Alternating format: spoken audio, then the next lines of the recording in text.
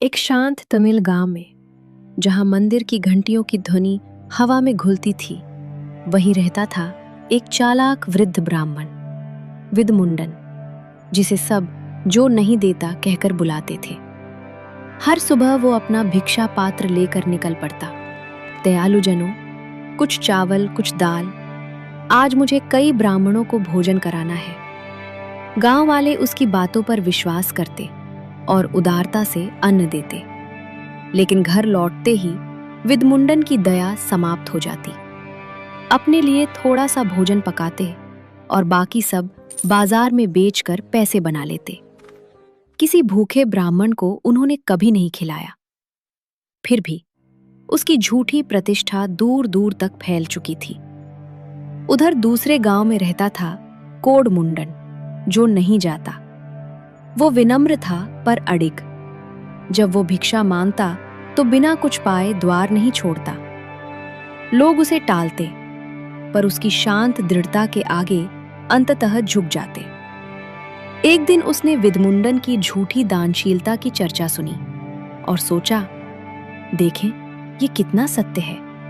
वो वहां पहुंचा और नम्रता से बोला, श्रद्धेय, सुना है आप प्रतिदिन ब्राह्मणों को भोजन कराते हैं।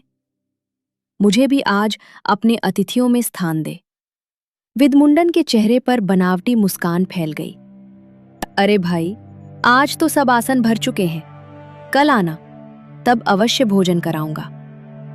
अवश्य, कोडमुंडन ने मुस्कुराते हुए कहा।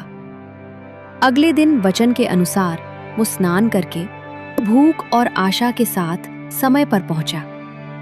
विदमुंडन घबरा गया। अब क्या बहाना बनाए? उसने कहा, भाई, दुर्भाग्यवश मेरी पत्नी बीमार है, आज कोई भोजन नहीं बन पाया।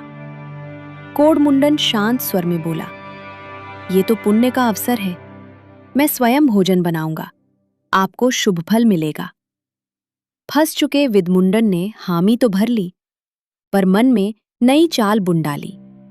दोनों ने मिलकर सुगंधित व्यंजन पकाए, मसालेदार सब्जियां, चावल, दाल और मिठाई।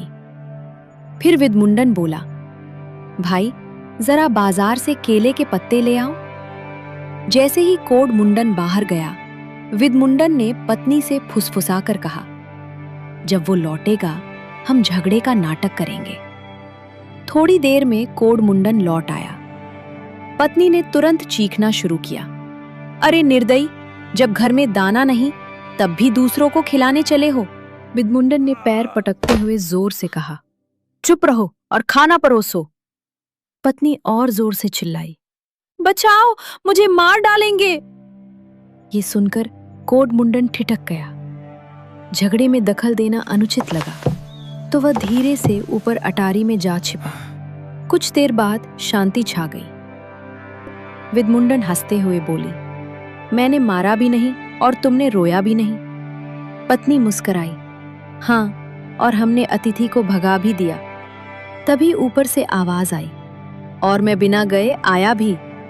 दोनों ने चौंक कर ऊपर देखा। कोडमुंडन नीचे उतरा, मुस्कुराते हुए पत्ते बिछाए और बैठ गया। विदमुंडन कुछ पल सन्न रह गया, फिर हंस पड़ा। भाई, आज तुमने मुझे हरा दिया, जाओ खूब खाओ। उस दिन लोभी ब्राह्मण ने अपनी ही चाल का स्वाद चखा और सच्चे धैर्य ने कपट पर विजय पाई।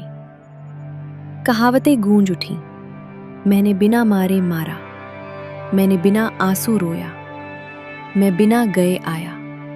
इन पंक्तियों में बसता है इस कथा का सार।